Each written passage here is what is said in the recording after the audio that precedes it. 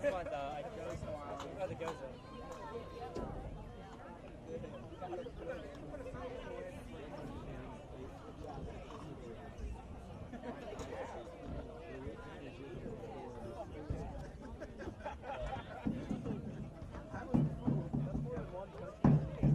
Plus all the beer garden, right?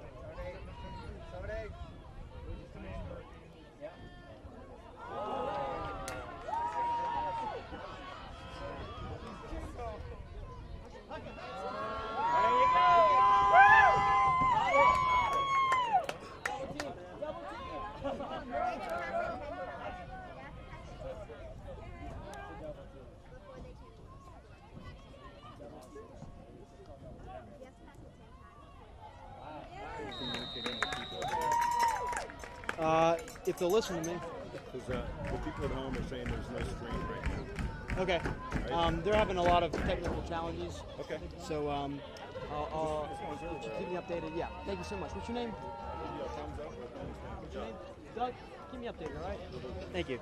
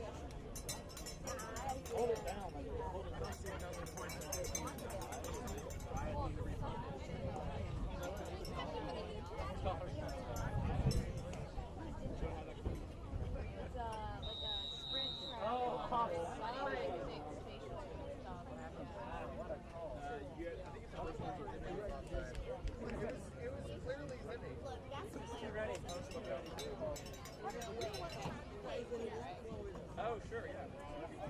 I brought this sheet too, but We don't need it. Yeah, this is great. hello, good to see you guys. You want to go to Wake Med? You go to Wake Med stuff? Oh,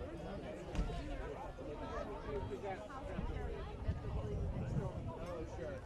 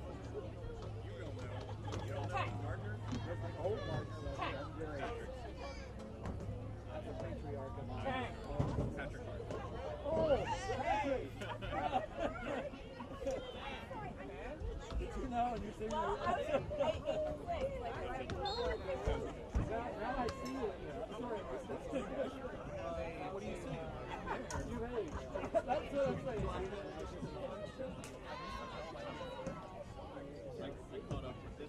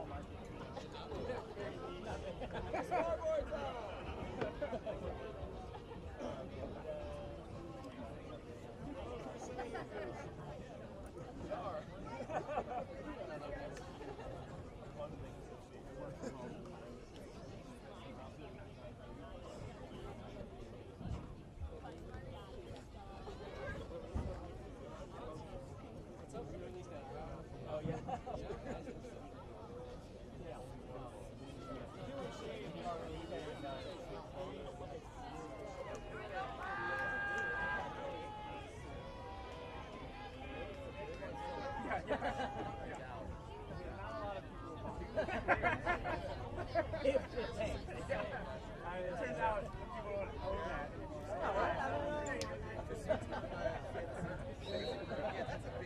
Big. Oh, that's really cool.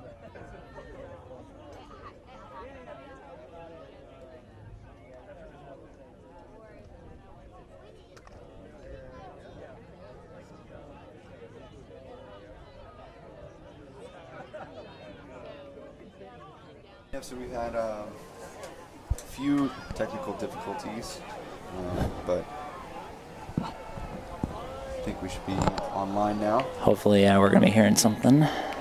So we have Raleigh up, as we were saying, up 4-2, up 2 breaks, and Nightshade, like we said, trying to punch one in.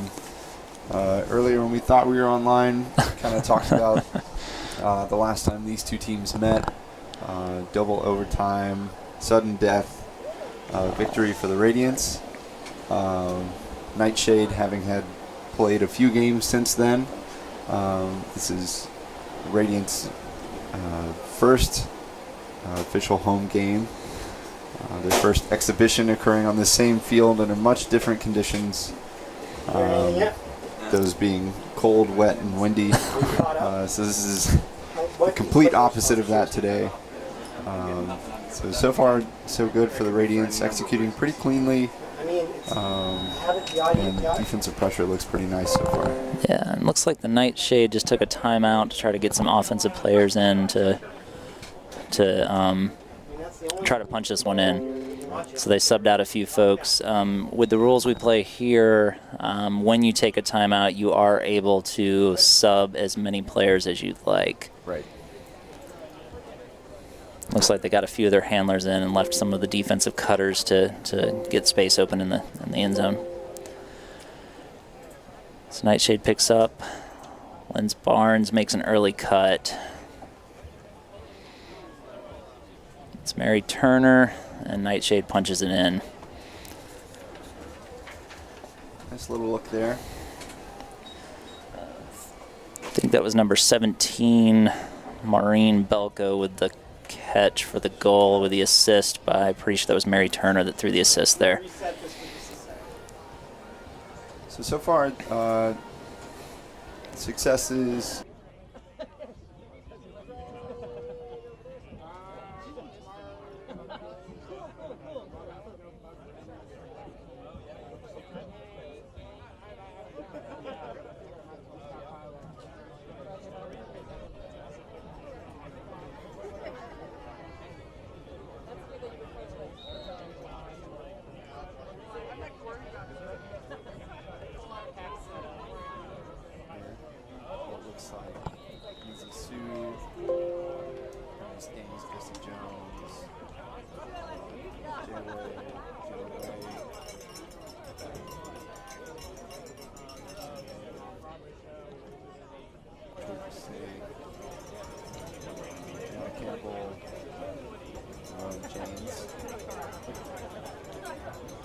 Nightshade seems to be changing some stuff up there on their D-line, subbing out some more handlers and quicker cutters to maybe try to force a turn here on the quick Radiance cutters.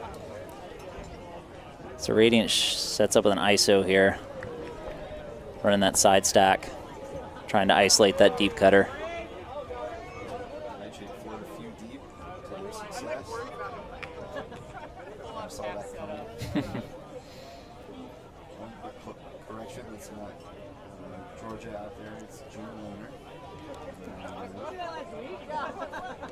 Yeah, June is has played for a while. I know she's had some success on the Masters circuit as well, but she's still just as fit as ever. Downfield cutter there. Radiance playing some great D there, and quick punch in for the score. Yeah.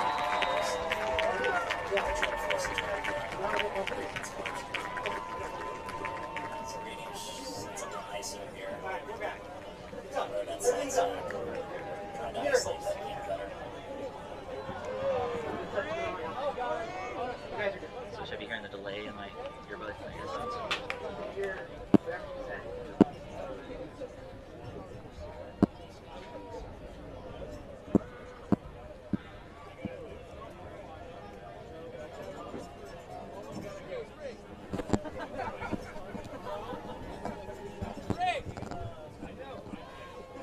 Alrighty. So Radiance protecting the lead. Now again on D.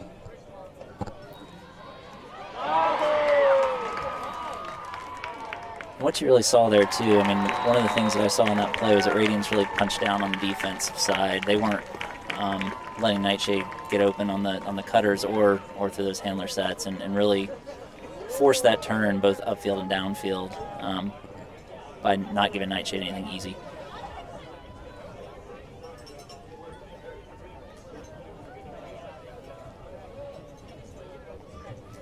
And the pull is off.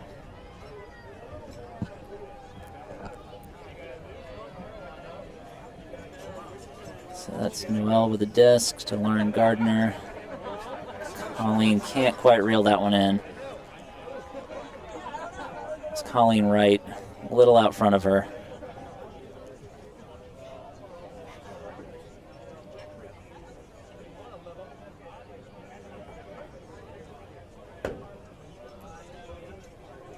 Radiance coming out.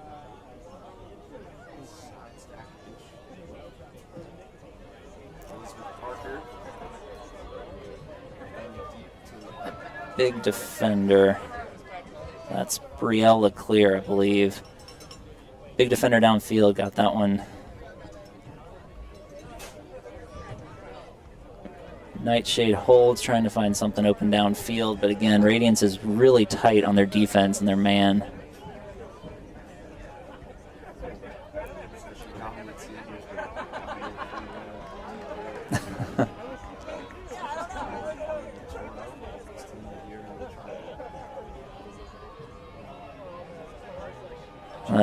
That's just a misread on Nightshade there with that huck to, is that number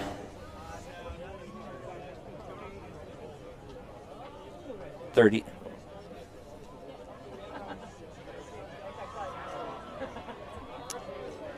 KJ, Catherine Jennings, number 14.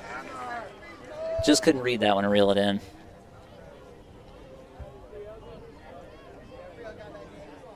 So looks like Nightshade is playing a sag defense, sagging one person a little bit more in the throwing lane. Now they're pinching down. It's relying on their handler heavy set here. Trying to work the disc back to the midfield.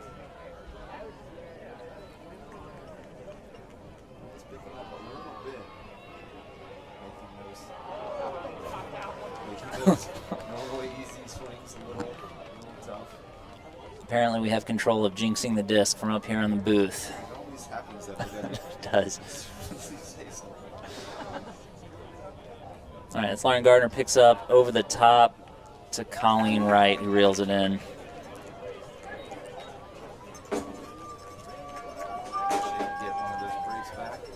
So maybe we should, between these points, talk a little bit for folks that are fans out there that may not know the game very well. I tend to throw around lingo myself, having played for about 20 years now, but we say things like side stack and, you know, man-to-man, I think, is something that people probably are pretty aware of.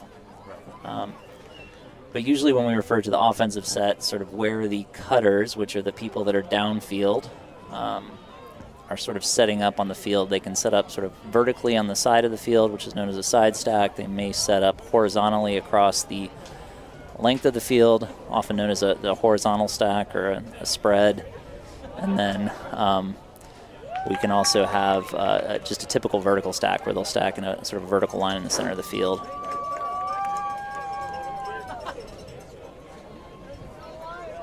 So it looks like Radiance is still up. We are up, what, 2 breaks? Is that what we are? So I think Nightshade just got one of those breaks back. You are right.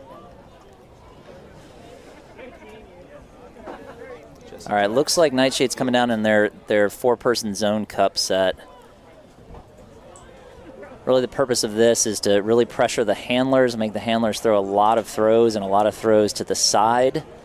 And ideally, what Nightshade as a defense would want to do is force a lot of throws and get a turnover like that right there. Just make your second guess. First option you want to go to. And Screw up execution on things you maybe don't practice as much. Yep. So again, we see that really tight pressure man D by Radiance. Makes it very difficult for Nightshade to get any kind of open, easy shot. Looks like Nightshade's going to come back in their zone. Radiance trying to flex a few people pretty wide. We have a call on the field. So a timeout. We're going to stay on the main camera for the rest of this for a while. Because we have a little less than a minute left this quarter. So we play 4 quarters here. We'll alternate who receives out of each start of each quarter. I believe Radiance started with this. I think you're right. So yeah, and those quarters will be about 10 minutes in length. With the clock only stopping on loss of possession, I believe, unless it's 30 seconds left at the end of the quarter, in which the clock stops for any call. So right now this is a strategic timeout. Looks like both teams are trying to get the personnel they want in to both teams just trying to punch one goal in before the end of this quarter. yeah, the clock probably is not too much of a factor just yet, but with a zone which typically requires a lot of throws on the part of Radiance, it might take them a little longer to work their way downfield.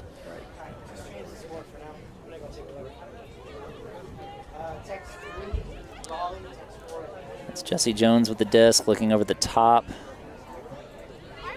Go there, get teed up, number 13. And again, that's just sort of what Nightshade wants to happen. They want to force a risky throw over the top of that zone and make a defender give a defender a chance to come in and make a play like they just did.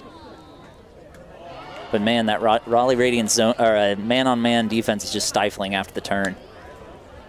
Yeah, the matchup, defense popular around the triangle.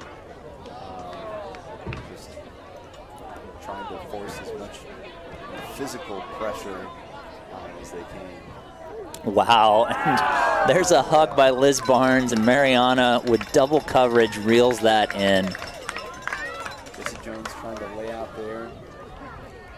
There's a lot of bodies in that space. Oh yeah. It was probably smart that she held back and sort of played the safer play. So now we're tied up. We have 6 seconds left. Radiance O-line going to try and punch one in here. So with 6 seconds left, you got to think they're gonna go for maybe 1 or 2 throws and a Hail Mary, right? Right. So the clock will start on the initiating throw, I believe. So once the team receives the disc and they throw that first throw, on the release of that throw is when the clock starts again. So they probably have enough time here. Maybe you get a center.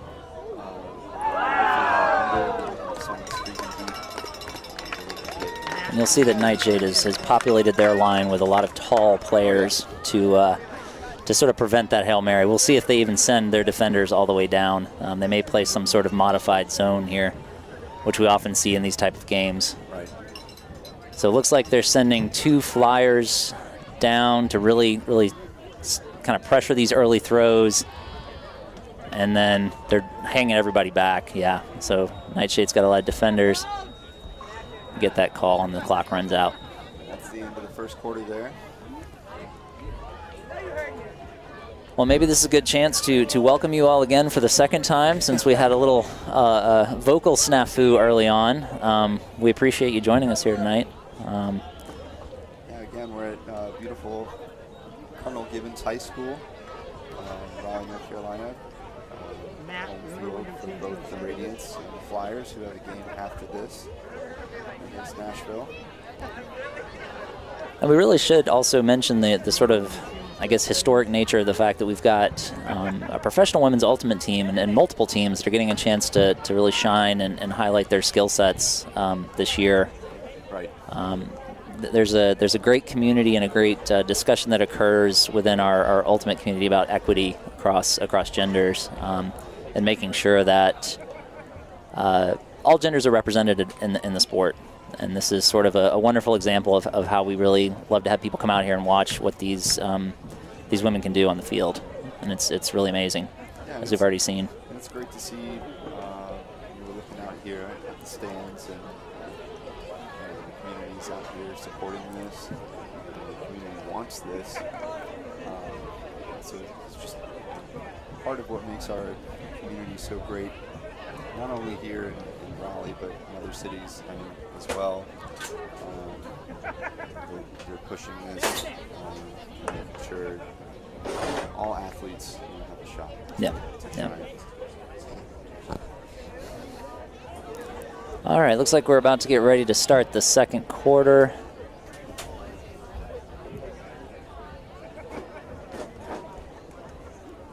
Raleigh's uniform kits designed and produced by B Ultimate Apparel. B Ultimate performance-based apparel is designed specifically for Ultimate players. These jerseys are made with double lock seams and quick dry material. I can tell you from experience, having put on one of them, they are super lightweight, super comfortable. The in-knit uniform will allow you to perform your best in any condition and to be better than ever. Mention the discount code RADIANCE, or I guess not mention it, but put it in online to get free shipping on your next team order. So you said you've put on a jersey here before. Have you worn one of the Flyers or one of the Radiance's jerseys? I've worn one of the Radiance ones. Excellent. Good friends is on the Radiance. That's right. On the line right now. It's Robbins. I was just looking at the materials. It's the construction of it is very interesting and lightweight. So I'm going to try it out. Great for a day like today when it's sticky and. Yeah. Need that up here in the booth even. Yeah, no doubt. All right, so the pool goes off. It looks like Nightshade's on D, and Raleigh is swinging it to center the disc early on. Nightshade, obviously it's been working, so they go back to that four-man zone to see if they can keep forcing some turns. It's Kate Morrison with the disc. One thing you got to know about her, she fakes like a beast. One of the best fakes I've ever seen. Raleigh finding a little more success moving it than they have the past couple points. Lindsay Sue with the disc. To June. Jessica Jones, who goes winning easy. Raleigh really strives to keep the disc in the middle of the field. Like to run their offense that way, from what we've seen. This time, just taking advantage of the weaknesses in the zone and able to work it down the fourth side there. Well, and on that four-man cup, what happens is we typically have four defenders around the disc, and if a offense can get it around the outside like Radiance just did, and move it quickly up the sideline like they did it, oftentimes it's difficult for those four defenders that are around the disc to catch up, and it's to the races. Right.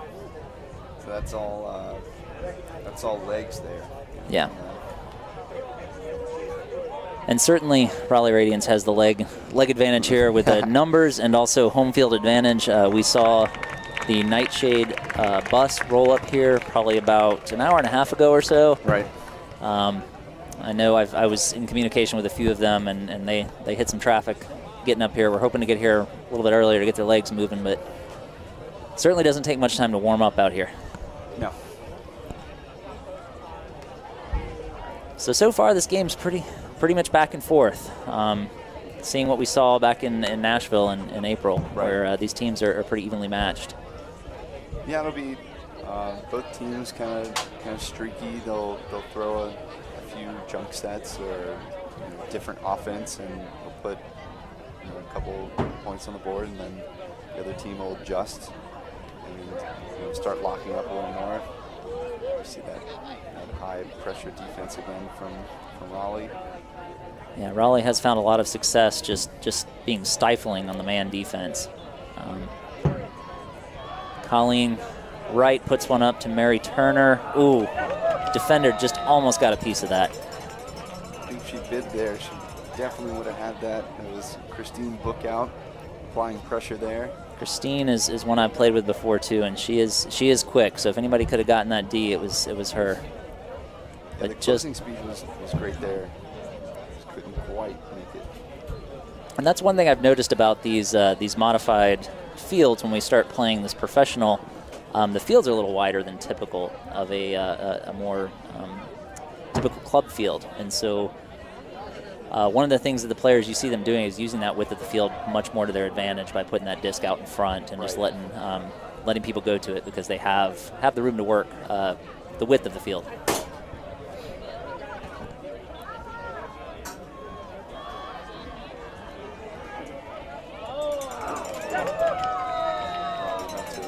Receive the disc here. So it'll be interesting to see if Raleigh comes, or if Nightshade comes back down in that zone, or if that one break up the line will be enough to shake him off to a man or a different look. Yeah, it'll be interesting to see that throughout the game. Like we were talking about earlier, before, I think, when we were actually not online. There are a few pickups for this Nashville squad. So it'd be interesting to see how they integrate some of those folks, and so far so good. Yeah, that is interesting. Zone is one of those types of defensive sets you tend to think you need a team that really communicates well and knows how to react well to the other players. And to throw it now when you have a lot of pickups, I know number 7 there on the mark is a pickup. We have probably 2 or 3 of pickups. Kelsey Foster, number 16, downfield is a pickup as well. So we have maybe 2 or 3 non-regular Nightshade players on this team of 7. So they really have to integrate to this defensive set. Sarah Dieter going to work. Oh, the Nightshade comes across with a great D. Radiance looked like they were moving it pretty well there, shifting the field space, going left and right, and finding open people. Like we were talking about, they were winning with their legs there. Sarah Dieter was a workhorse, popping in and out of that space. Just got a little greedy. And nice throw deep, and Mariana makes a bit at it, but can't reel it in. Mariana Rodriguez. Jesse Jones picking up. This comes back to her. Nightshade trying to fall back into their D set, and they get it now. A little over the top, cheeky little over the top throw by Jesse Jones. Lindsay Sue with the disc now. Oh, and little fun fact of Jesse Jones, wasn't she the first female player to suit up professionally? I believe so, with the Flyers. Yeah. It's a little history there on this team.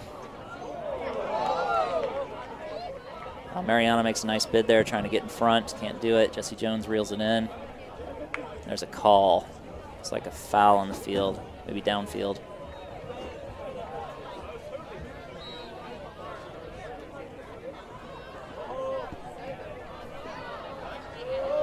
Oh, great bid by the Raleigh player. Ashley Powell, Offensive Player of the Year for D1 Women's. Played for NC State, Jägermonster. Jesse Jones, also an alumni of NC State. She punches one into Lindsay Sue. And you'll notice there how the Raleigh Radiance made the point of swinging the disc. That's one thing we do in Ultimate, where we sort of change the space of the field. Notice they weren't looking immediately to punch it in to the end zone there about 10 yards out. They were looking to swing the field, and really the purpose of that is to get the defense on its heels. If you can keep the disc moving, you can get the defense out of position and make that score so much easier, as we just saw by Raleigh.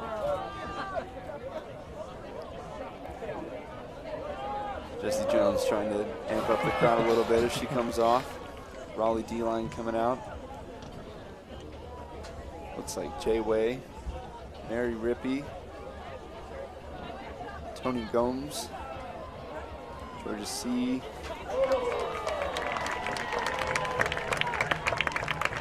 Becky Woodmeyer, June Lohner.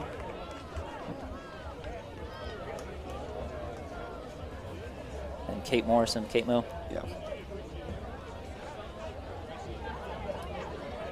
Yeah, no, that number's not right. That's not Kate Morrison out there. We had a little number shifting early on, and so we're still trying to get our Lara Olson, perhaps number 3 there. So we apologize ahead of time for you. If you're fans of particular players, we may have to. You can hit us up in the the chatter if it's going on here and correct us. That's Jenna Dahl Okay. out there. That was the last one. All right, so it looks like Radiance is going with that sag. So they're sagging a couple of handler defenders in the lanes. They're not being right on those swing handler defenders. But then their matchup defense downfield works out for them off a foot block. Looks like Moner June's out of caught it bounds. out of bounds. But So something downfield on that foot block seems to be a discussion.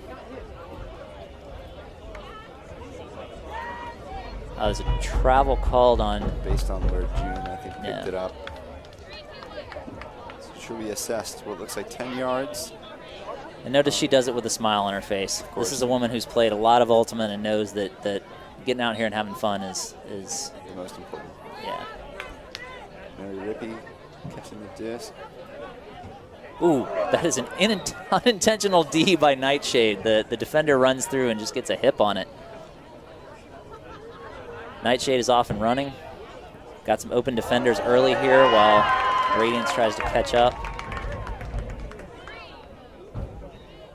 Mary Turner puts a high one up for their big defender who reels it in. Number 20. 21, Brielle Leclerc. 21, Brielle Leclerc, yeah.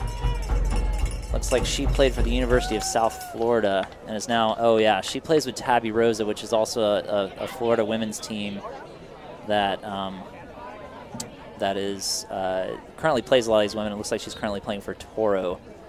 That's, is that a mixed team out of the Winston-Salem area still? Is that? No, it's out of the Triangle area. Triangle area, okay. Right.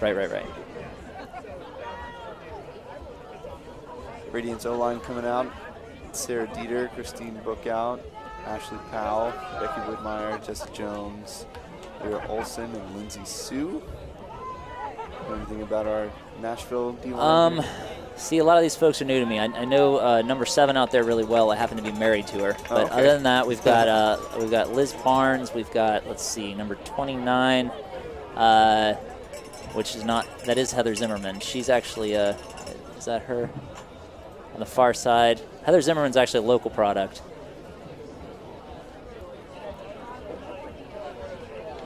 I think Zimmy's out there. I think she was 3 in the line there. Okay. Oh yeah, she is. She's running up there number 3. Like we said, with Nightshade's pickups, the numbers that were distributed here to new players with the new jerseys have been kind of shaking up our ability to keep track of all these numbers.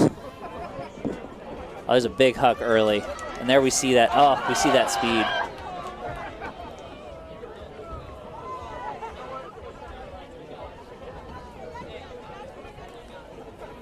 So Nightshade's going to pick up. That's Liz Barnes with a disc. Looking to break early, swings. Nice swing back to Liz Barnes. Finds an open cutter. Nashville, I think, trying to take their first lead. They could if they can hold on here. Again, the Raleigh Radiance defense is just stifling. Liz Barnes puts up a high one that's sort of floaty. A lot of time for defenders to make a play on that, and they do. Lindsay Sue getting the most out of that one. Probably falls into a side stack. Jesse Jones out quickly. Looks like they might try again. Throw it Coming deep right to back. Christine Bookout. Nice grab. Christine is sort of a quintessential receiver. She likes to go deep and receive it in the end zone if she can. Cutting under, nice grab. Good hammer over the top to Ashley Powell. Nice throw. And, Christine, I think, one of the captains of previously mentioned Toro. So again, we see that Raleigh is just not moving away from that man-to-man defense. They've thrown a sag at least once when they pull, but on those quick turns they're throwing a man-to-man, and it's been really effective.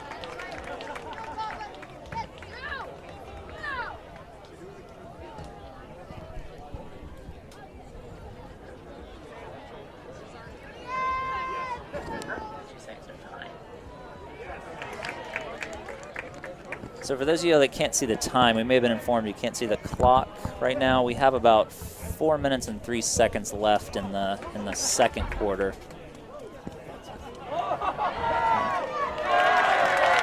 And we have the Raleigh Radiance holds on to their lead there, 8-7.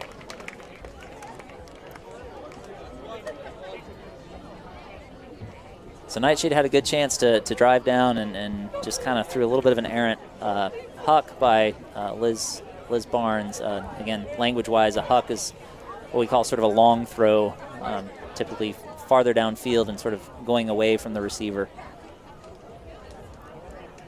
Nice pull from Raleigh. It's received by Lauren Gardner to Noelle Holmes.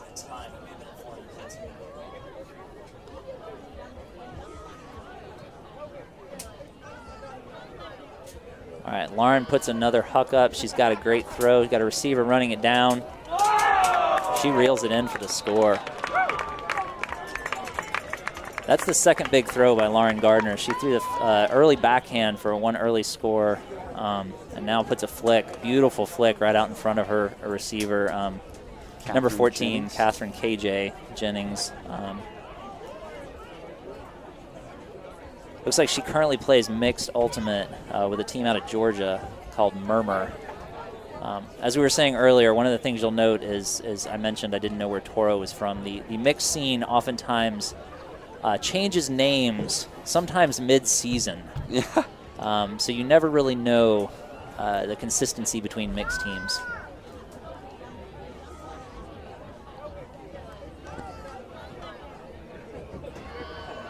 Well, again, this is back and forth. We're seeing kind of what we saw the game in April, where they were pretty evenly matched. Right. You got to wonder here, though, with when I'm looking out on the field, we've got, what, 2, 4, 6, 8 or so Nightshade subs, and it looks like we've got 5 or 6 more full lines of Raleigh Radiance players down here dancing, ready to go in with fresh legs. And so this game, as it goes down the stretch, might make a difference that Raleigh's got the legs here. Earlier offline, we talked about the success for Raleigh with the youth development and youth pipeline through high school, through YCC. And Which YCC is what, youth? It's youth. Yeah, I didn't mean to pop quiz you like that. I think it's youth club something. Yeah, youth club championships. There you go. Teamwork. We did it together.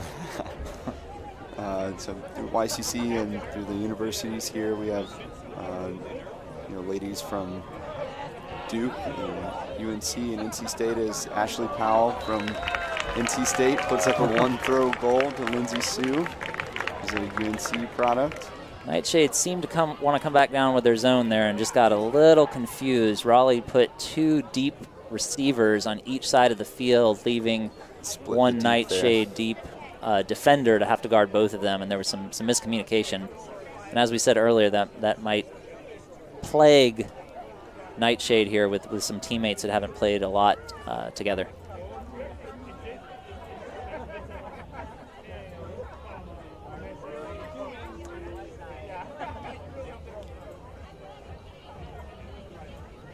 Raleigh, like they're coming out with a pretty fast and tall D-line. Nightshade looking to do the same thing with their tallest player, and both teams' tallest players out in the field. Well, so far that's sort of where at least the Nightshade I've noticed has had success, is by just trying to drive it down to about half field and then put it over the top to either a quick or tall receiver going away. They've had success scoring that way. Raleigh's been a little bit more patient, it seems like, with me to sort of working it down closer to the end zone and taking their shots.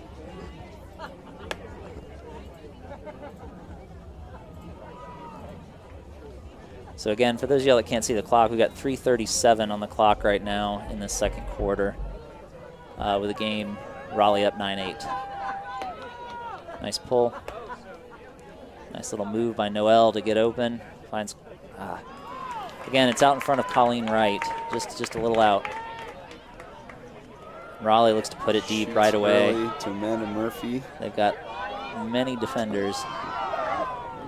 A lot of bodies in there.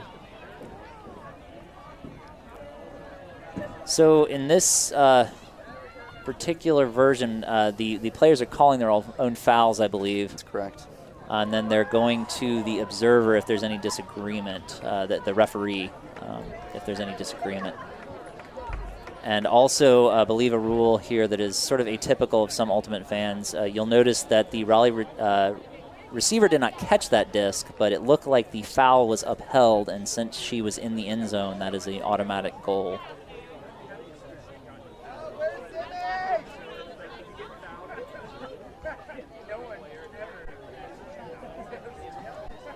So Raleigh pulling away there by 1 point, 10-8, with a quick score off the turn.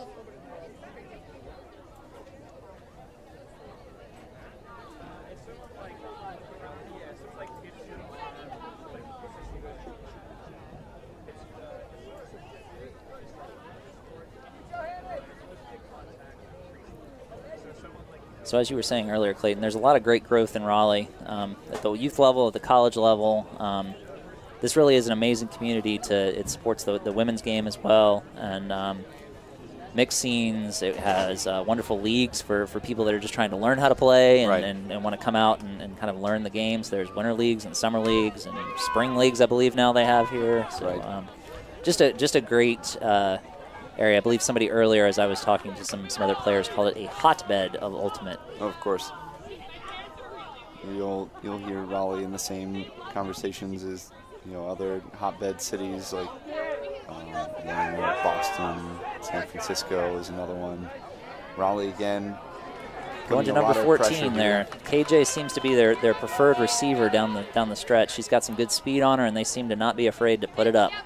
Well, Raleigh knows they have the legs, and they know they have some athleticism, so they're not afraid to front and to really force Nashville's throwers to really put it on a rope or put it directly in the chest of their receivers every time, and so the margin for error is pretty slim.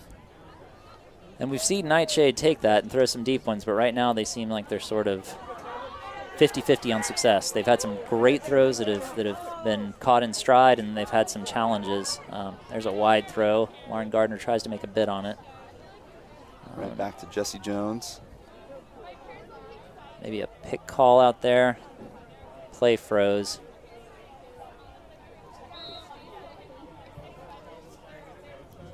Looks like the disc is going to stay. Pick was not involved. Oh, comes off on a poach. Nightshade gets that D. Seeing the strike cut and comes and helps on the backside.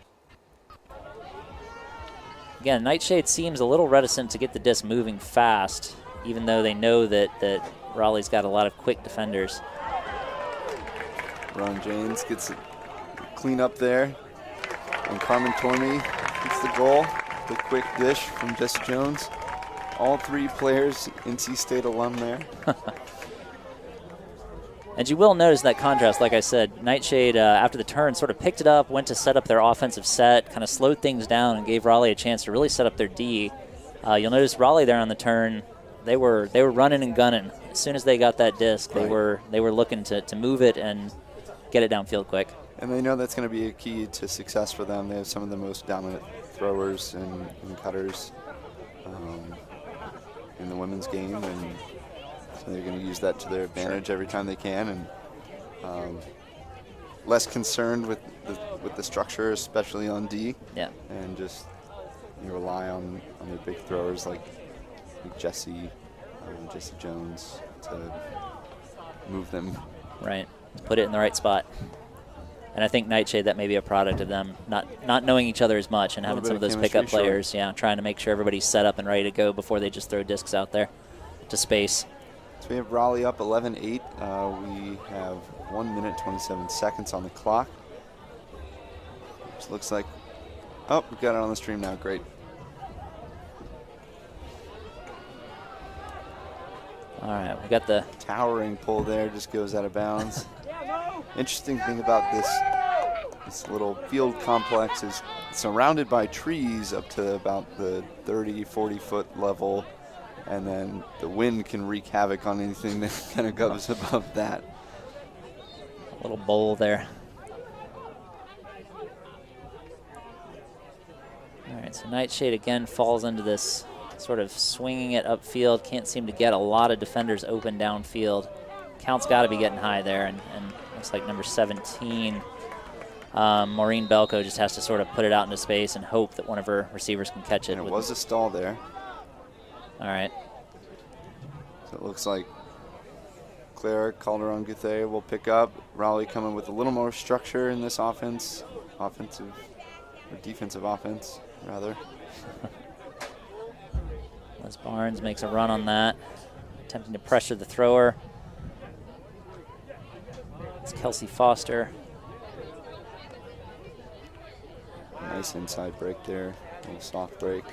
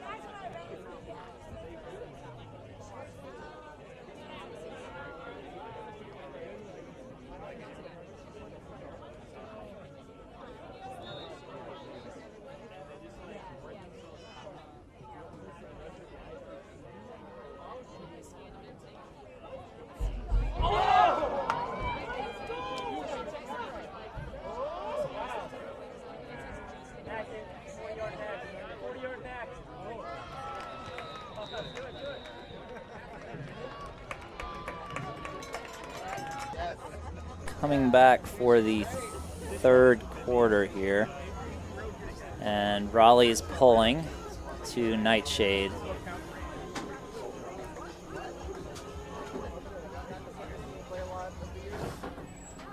Nightshade, just miscue by Lauren Gardner, but reels it in. And Raleigh just gets a run through D on that. So again, Raleigh's holding a lead of 12-8 as we go into the second half. Again, looking to move the disc really quick. The handlers are throwing and going. They're just a miscue on the Raleigh thrower. Thought her cutter was going to that corner, and she was clearing back to the center. So Nightshade's going to get another shot at it here after their turn. But again, the success here, a little defensive miscue. But the Rockets won deep, a little too far. Raleigh, J-Way, and Lindsay Sue picking it up. Becky Widmeyer.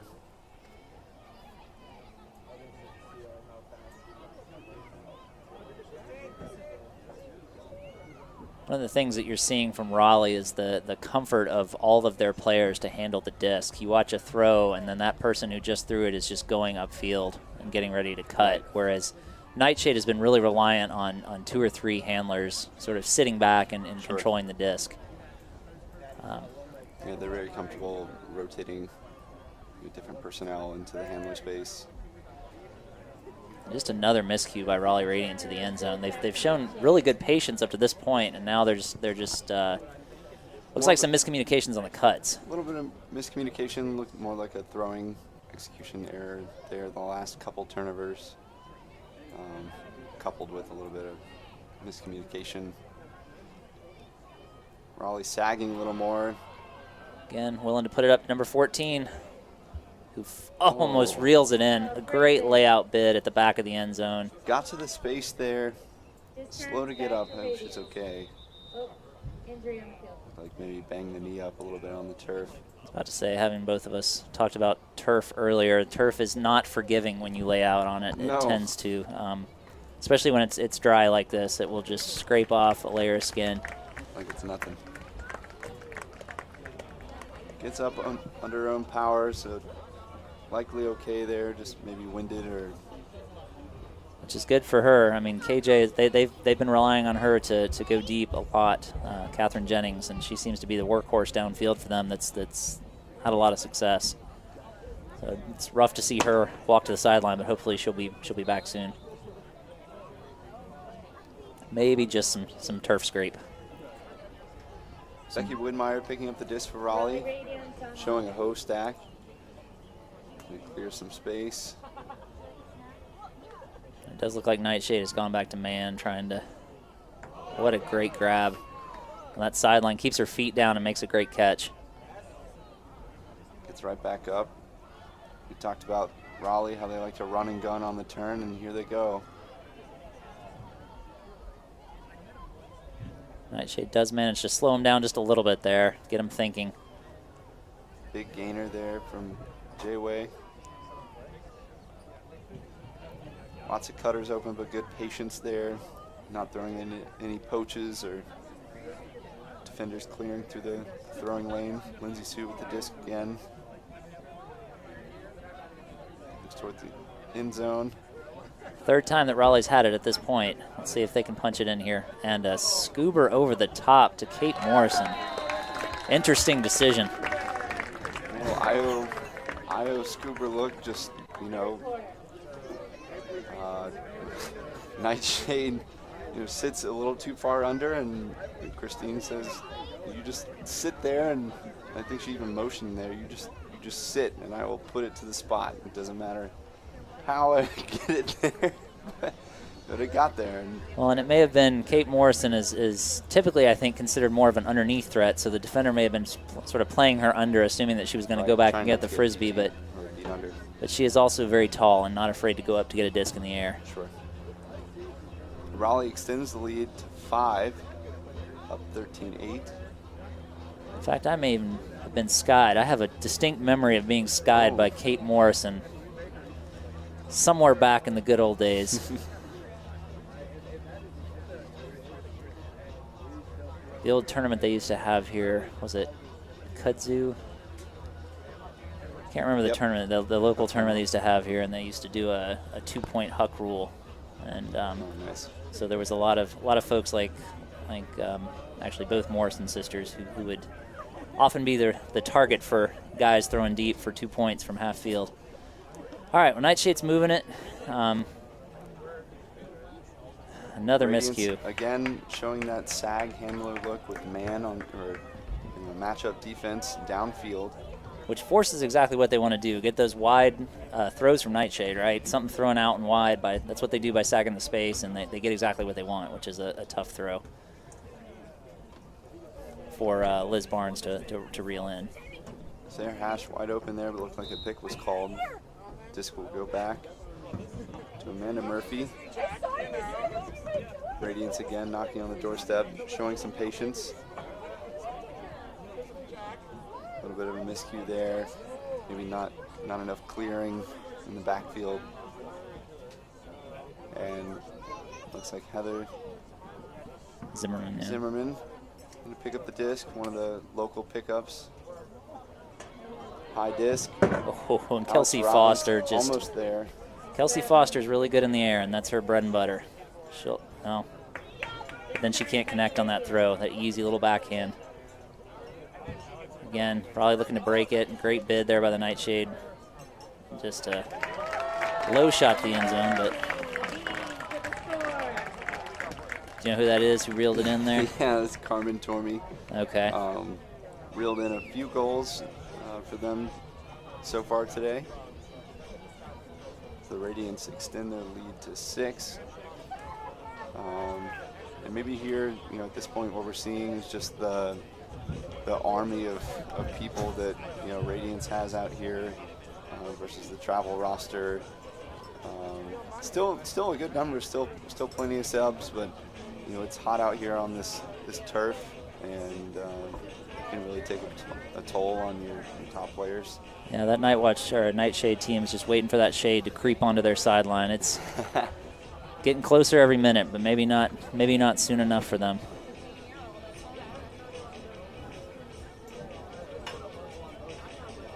Because the looks are there, the same as they had earlier in the evening.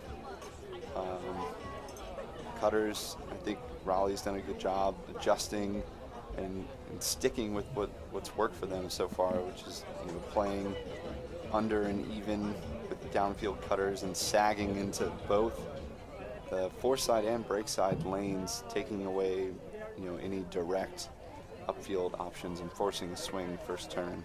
Yeah. Looks like they're playing that same defense again. If it works, don't change it. Well, Nightshade finds a hole there. Yeah, found a little break hole to squeeze it through, and that gives Nightshade some working room. Looked like maybe a little bit different approach to the same. It's a variation on a theme there. Looked like defenders were angled down to force to one sideline. Foul on the off the disc. Looks like Lauren Gardner just tried to get her body out in front, and the defender just couldn't get around. So it was an amicable foul, but foul nonetheless.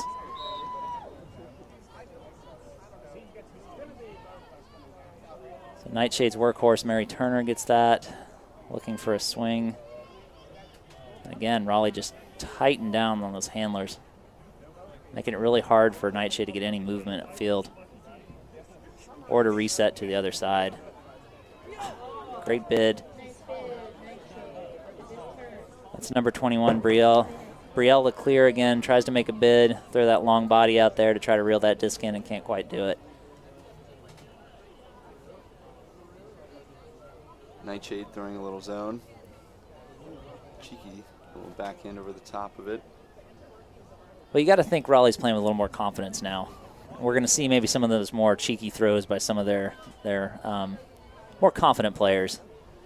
They've got a 5-point lead now, a 6-point lead now, and maybe have an avenue to take a little more risks. And we're seeing Nightshade went back to what worked for them. They are throwing that zone, and as long as they can keep that disc sort of swinging back and forth with the handlers, they've had a lot of success.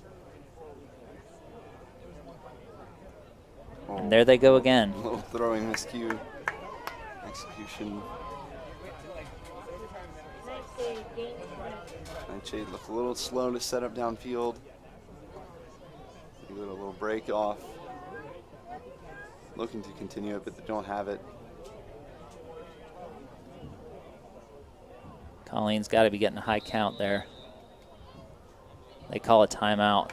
Maybe the Nightshade coach called a timeout, knew the count was getting high there. That would be my guess. Probably coming in on 5, maybe 6. Yeah, it was getting pretty high there. And for those of y'all that follow the AUDL games, we do have a 10 stall count here. Typical AUDL is a 7 count stall, but here we're playing 10. And it is counted off by the officials, and then silent counted off by the officials. Then at 7, they will start the count out loud. So you got to think the Nightshade coach there heard maybe 7 or 8 coming in and Sure. decided to set something up to really punch the score in, which they need.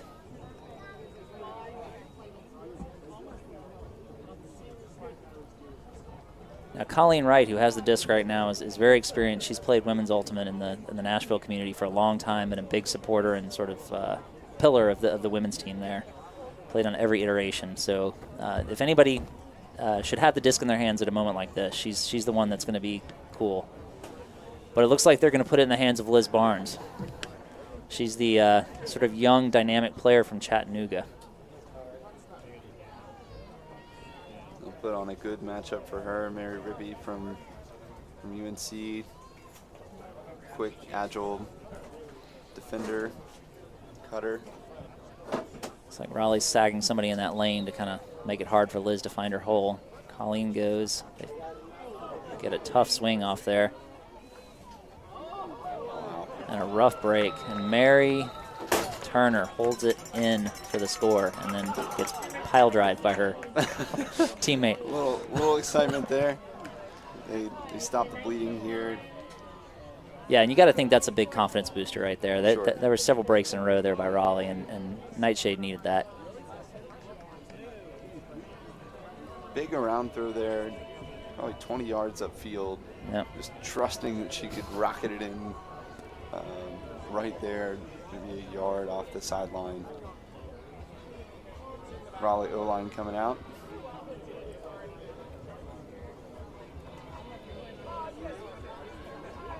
Nightshade is looking pretty subdued there on the line for a D squad that needs to go out and really make an exciting break here. And they look like they're focused, but you kind of want to see a little more energy on that line. At least I do. From a team that could use a break here and really needs to go out and put themselves in double digits here. Very true. Easy for us to say up here in the AC. That is booth. very true. You're absolutely correct. Here comes the Nightshade. Pull coming. Nice hanging pull to the Radiant, tongue-tied, the 30-yard line. Let's just go with that. That's Heather Gardner on the mark. They put one over the top. Looks like Raleigh has sort of a set play here. The Nightshade stifled a bit on their downfield cutters.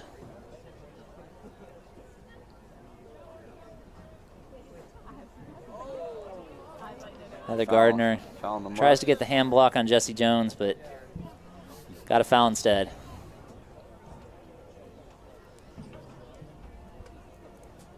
Thought about sending it deep. Swings it instead to reset.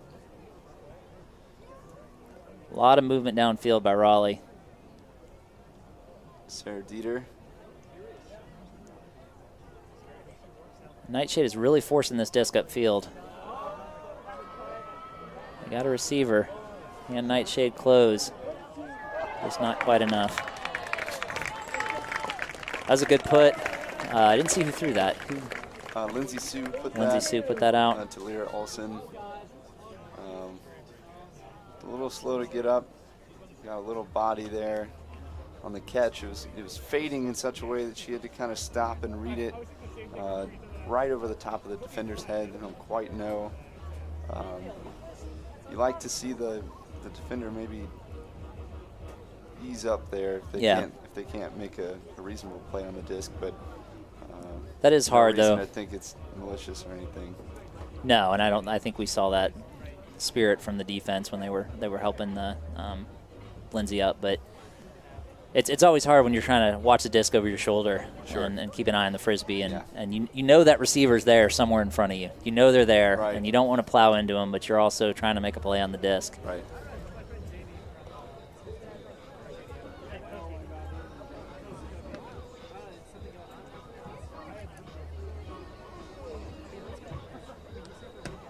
That's one thing you will see in Ultimate, though, I think more often than almost any other sport, is there's some tough plays. We're a non-contact sport, but man, oh man, there's contact out there all the time. And in no other sport do I see contact happen and then a defender turn around and help that offensive player up off the field. Sure.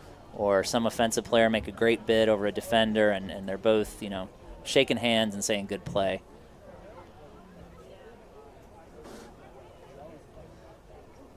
Raleigh throwing a little bit of different look, maybe the same look. It was just executed differently. Locking down now, more matchup defense. Nightshade's finally having some success swinging that disc from side to side, and you can see how that's opened up their cutters downfield. It's like they're letting Mary Turner basically have the run at the center of the field. There comes Brielle. Good upfield swing to Colleen. She's got nothing up the line. Looking to swing. Nothing there. Finds a hole. Not a lot of movement on the cutters. Nightshade. It's pretty stagnant in that end zone. They got to find somebody that's willing to move.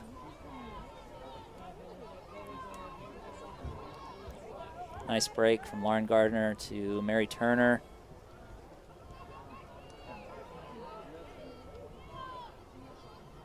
We're finally seeing some patience from Nightshade, though. We got a break. First score. Again, number 14, KJ, seems to be a workhorse in that end zone. I haven't seen the stats, but it feels like to me that a lot of times we've been calling scores, it's been her catching them and reeling them in. Sure. Like you said, a lot more patience there from the Nightshade. Maybe that's the adjustment they need coming into the final minute and a half here of the third quarter.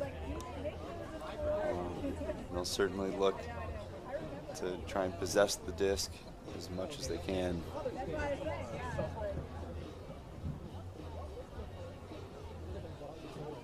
Yeah, and it looks like from the personnel I see on the Nightshade line right now, they're trying to put in a kill D line. They're really looking to get a break here. If they can get a break here, they may have some hope of getting back in this game, and that's sort of the tide they need.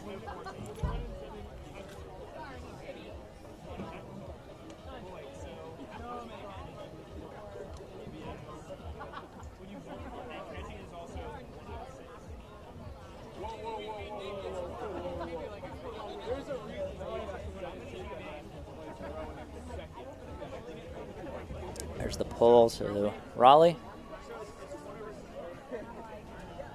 Going downfield in a horizontal stack, looks like.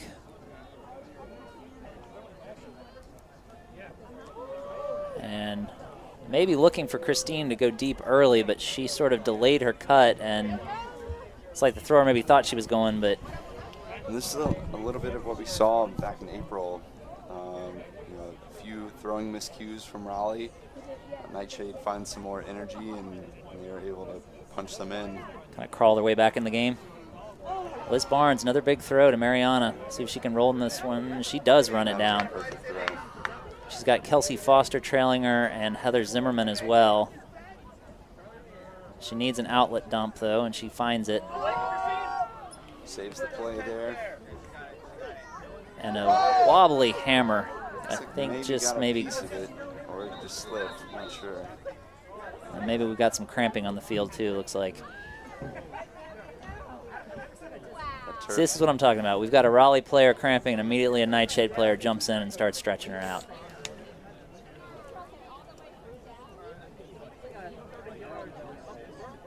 I don't think it was anything worse than that. I didn't see any contact or anything, but I think it's just some... No, it looks like cramped. You know, this turf. Several of these ladies on Radiance earlier today played a few games in their home tournament, Kakalaki, with Phoenix. Right. Jessie Jones being one of those players, and she... Oh, she was the one cramping, okay. It's tough here in the beginning of the season. Not quite used to just the heat. Yep. All right, so it looked like it was a turn. There was either a hand block or just a slippery disc on an attempt of a hammer from Nightshade. So it looks like Raleigh's going to be picking up on their own end zone. Come out in the hoe stack.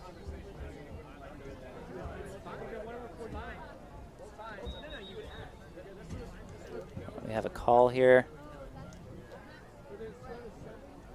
I'm not sure what the call is.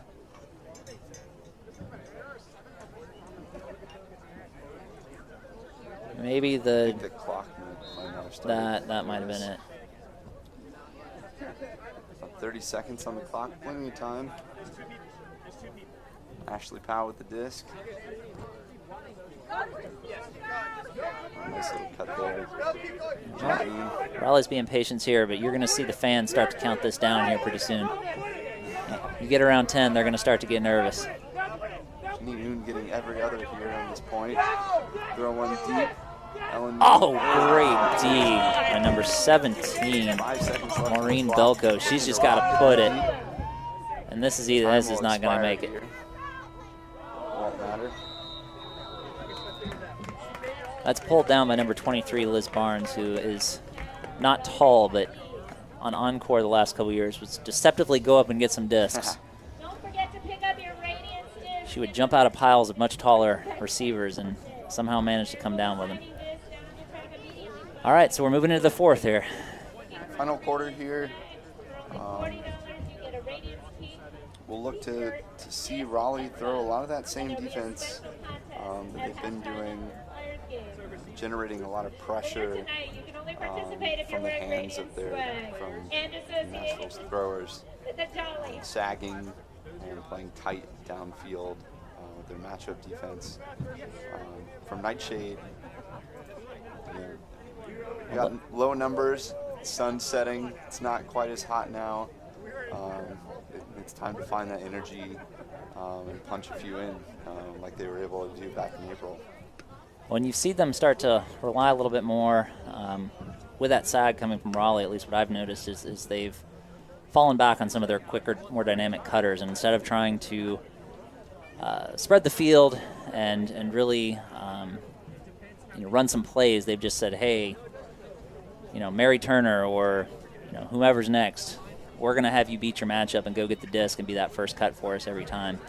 And they've got a lot of those quick players, but like you said, we're in the fourth quarter now, and a lot of these women have been playing long points, and so that's going to start to be tough for those folks who are being relied upon to really work hard and run the length of the field.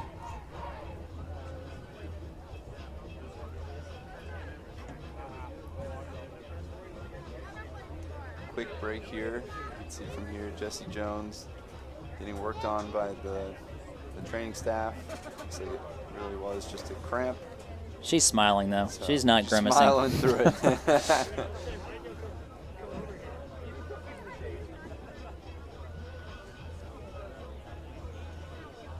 think Raleigh will receive to start this. I believe you're correct.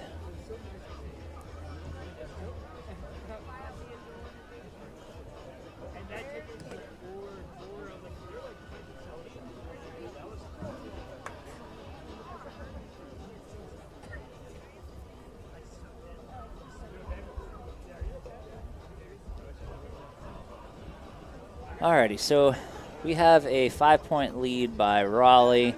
We've talked about adjustments that Nightshade might be looking to make. and that Raleigh might be looking to make here. But, you know, from what I've seen, at least in the third quarter, there hasn't been any massive – I mean, both teams are sort of settling into what they think they do best. I mean, it feels like to me they're settling into what they feel like they do best, and they're going to just try to win with their game instead of necessarily adjusting too much to the other team. Right. And, of course, you know, when you're ahead by 5 points for Raleigh, that's a good decision. When you're Nightshade, this may be the time to try that, you know, junky zone that you don't usually try, or maybe time to try that look you don't always throw.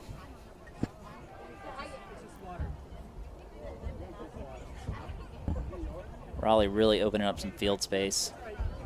They love to run that pull play, driving cutters out of the space, and then isolating someone under to start things off to the middle of the field. Amanda Murphy hauling that one in. Lead is back to 6. And comparatively to the third quarter, not quite as much pressure as we were seeing. Well, I think you see Raleigh really use the whole field there. Yes. And that makes it very difficult for the defenders on Nightshade to cover a lot of space. And as you see, you know, they just put a hammer over the top, and with this field as it is, if you spread the defenders out enough, those little cheeky hammers or throws like that are going to work. You're going to find that open person deep, especially when you got throwers like they do. Yeah, great cutting, great clearing, opens up all that space. Doesn't let the defense, you know, sag or poach too much. Right.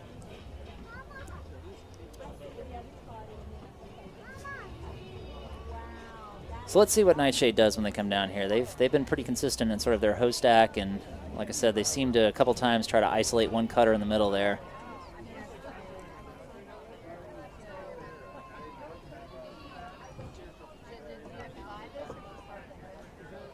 It's about the same. Yeah, typical look. They're running that hoe stack with looks like maybe a set play off a couple middle cutters.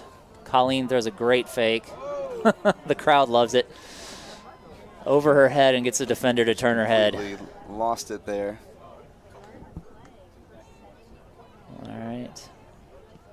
Got another throw to Colleen, and she throws a little too far out front for the receiver, Catherine Jennings.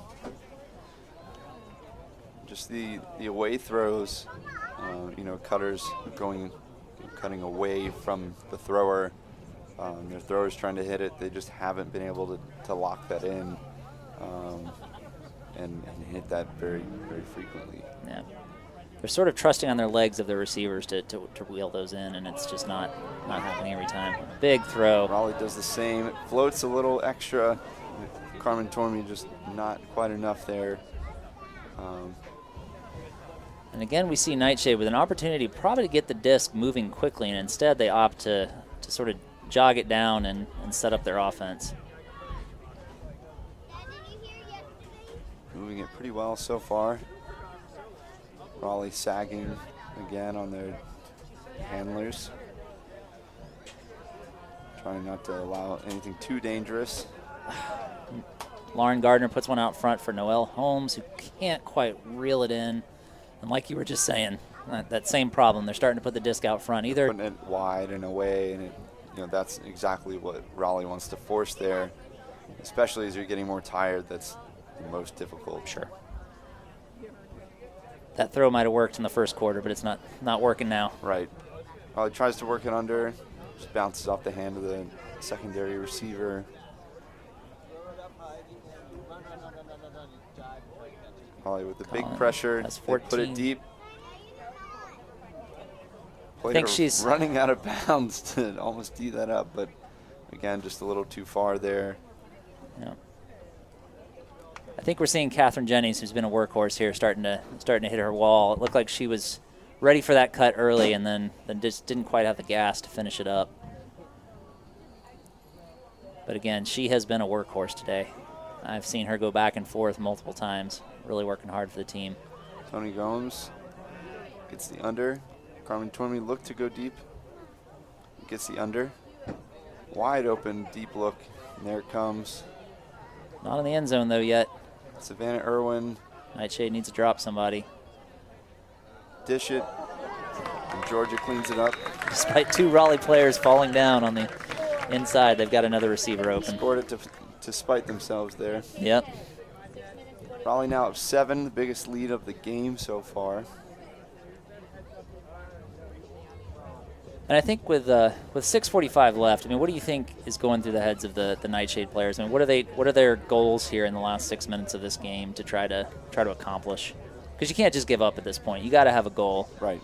You just try to apply as much pressure as you can with the legs you have, and make sure you're rotating deep into the roster that you've brought, and just try and punch a few in, hope that you can get turns earlier in the point, closer to the end zone, so you don't have to work the full 70.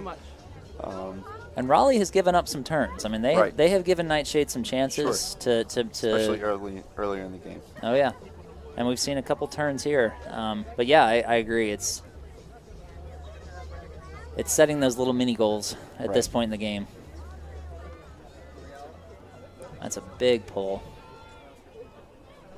It's from Brandy Scanes. And it looks like Nightshade's going with their a little bit quicker D line here on an O point. Well, that's what we were talking about, right? I mean, at this point, you have to rotate in. You've got maybe 18 ladies out here. You just got to rotate in and trust they can take care of the disc. They put one over the top. Nice throw. Nice work. And that's what they need if they're going to try and make this close in the last few minutes. A few minutes here is just quick, clean possessions for O, and then as much pressure as they can apply on D. And you like to see Nightshade there with the confidence. They're still running with confidence. They're not running with their heads down. Right. They haven't given up this game yet, and they want that score. You could tell they were hungry for that point there. Right. And looks like Coach is rewarding most of that line by letting them stay on. Oh. No, I think that's the line that was just on. Quick, so easy point. it was a quick score, so looks like Coach is going to let them go out and see if they can't get a break. And I think that was pretty much their D squad anyway there. So D squad gets 2 little nice treats. They get to play an O point, and they get to go back out and see if they can't punch another one in here.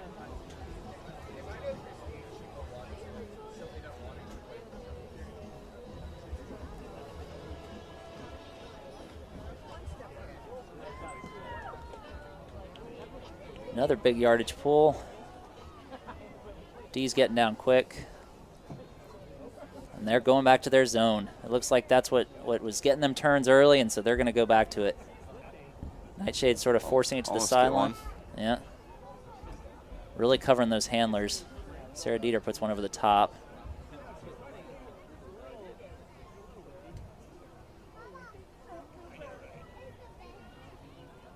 Looks like Raleigh wasn't quite ready for this. They're a little slow to get it moving, but there it goes. They get one over the top. Handlers working, pushing upfield, pushing into that cup space. The cup there, meaning we have the marker, and then 3 defenders kind of sagging downfield, preventing any big throws or big underthrows. Nightshade gets their turn. The patience, one of the things you'll often see on the zone like this is the handlers, get very patient and want to sort of work it back and forth to get some plays open, but they get impatient and want to throw that big huck. And that's kind of, I think, what we saw from Raleigh there is a little bit of impatience after really hard work down the field. As a defender, you love to see that. As an offensive player, not so much. Some big fakes from the last couple throwers. Looks like Nightshade really needs to spread the field out. They got a lot of cutters on one side of the field, and they need to utilize that full space. Kind of spreading it out now. Big point here. There goes Mariana Rodriguez. She's a big receiver. She can't keep it in. Just out of bounds.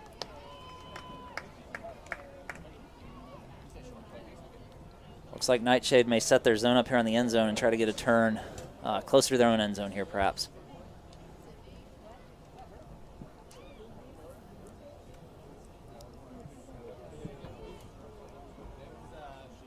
It's checked in.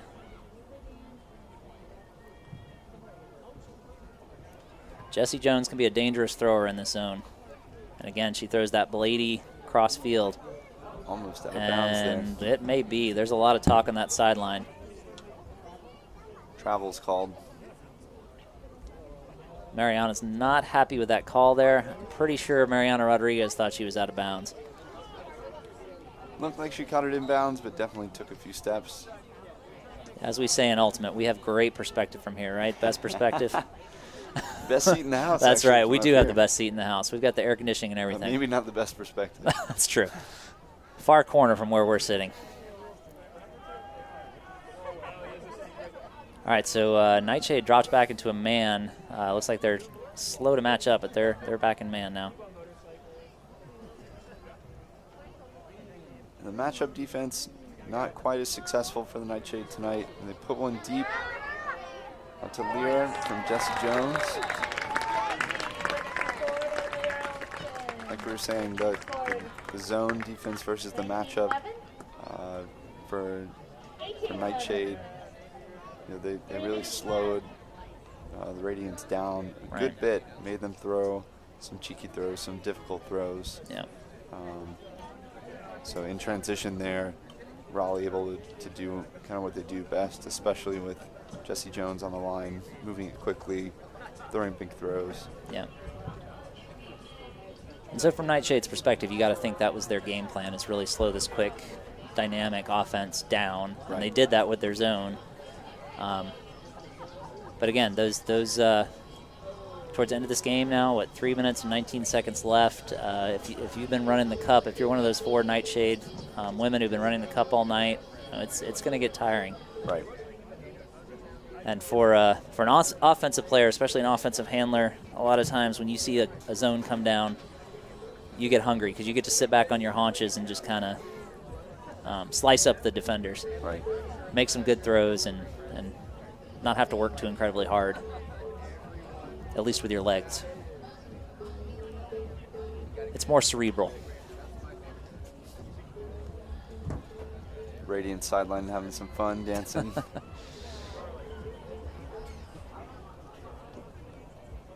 That pull goes out of bounds.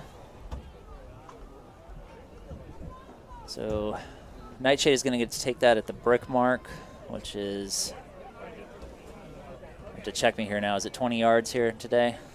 Is that what we're looking at? Yep. Yeah, I got a 20-yard brick, okay.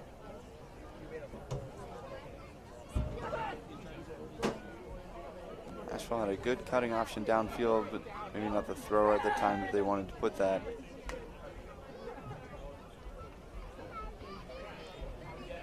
Again, we're seeing Raleigh making those handlers work really hard just to get the disc back, even for a reset. Some big fakes, getting it off the line. Swing continues to the break. Mary Rippey applying some great pressure. I don't think her matchup has touched the disc yet. Might get it here on a swing. Put it deep. There's the same defender, or same receiver. Oh, great defensive play. Great deep cut. She gets D'd over the top. Do we see who that? D there by Sydney Harris. Sydney Harris. Excellent D, good body control. Still made a little bit of contact there. Well after this, Raleigh turns it over immediately within the red zone. The Nightshade. Lauren Gardner picks it up quick, trying to get it moving. There's Nightshade trying. Oh, a little bit of contact, perhaps unintentional. Just trying to set up that mark.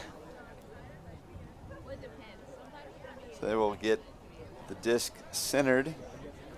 So because of instead a a foul yardage call there, penalty. right? And that would be because of a foul, I guess. That's correct. Okay. Within 10 yards of the end zone, it just gets centered instead of a yardage penalty forward, I believe.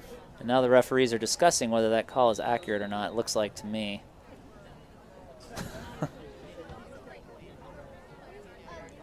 One referee is saying raise the roof, number 14. I think he's saying the clock was running during that stoppage, so they're going to put the clock back to 1:45, I believe. Gotcha. My snark was coming through. I apologize. All right, so Colleen Wright is going to get it on the sideline, looks like, with a foul call and the clock reset with a little bit more time. Again, Nightshade just trying to reach a goal of punching it in, getting a few more points on the board.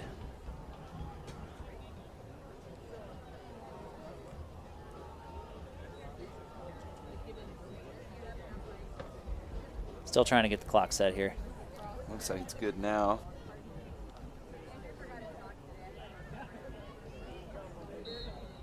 All right. Gardner trying to dig up line. Raleigh playing some good defense, but she's wide open. She hauls that one in.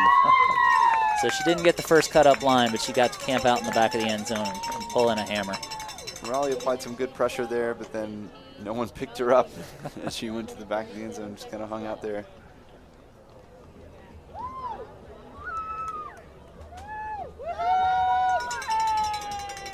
So if you're Raleigh here, you're coming out on an offensive point. I'm thinking you're probably just wanting to play catch right now, right? Pretty much. Are you trying to punch in a score? I don't think you're worried about having to score any more points here. But you definitely, you're out here to showcase all the talent you've got. You want to work on your offensive systems. You don't want to just, putz around. Yeah. So you want to score, but not quickly. Right. Right. You maybe want to get it, to your red zone and work your end zone offense. There you go. Stuff Three like that. legs. Try means 3. And on the other side, the clock is their biggest enemy for Nightshade right now. They're looking to just get a turn fast and maybe punch one in quickly. Brandy Skanes fielding. Looks like a little mismatch of their previous OD lines. Now Raleigh is not being shy with the disc, as you said. They are taking their shots, and they're going to go ahead and look for it there.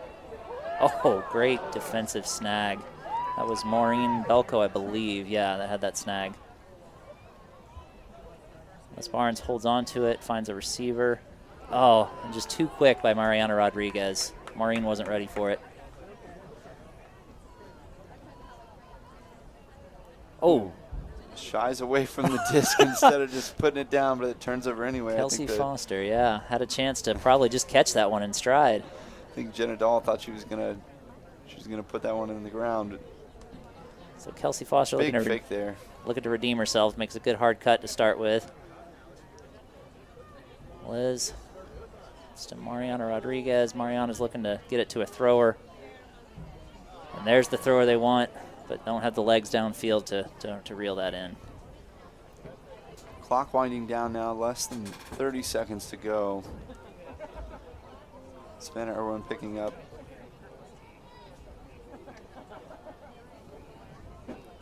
$15 seconds. Need to. If we're going to score one more, it's got to be soon here. 5 seconds left. They're going to go for it. Puts one up deep. Looks like it'll be a little short. Again, Maureen comes down with it. It looks like the whistle for the game. Nightshade D's that up. Our final score here, Raleigh Radiance 18, Nashville Nightshade 12. And it was a pleasure doing this game. It's been a pleasure. Yeah, thank you, and thank you for the Raleigh folks for welcoming in here to invade their studio and give a somewhat non-biased opinion on the other team here. So I've been Clayton Carey. And I've been Grant Gardner.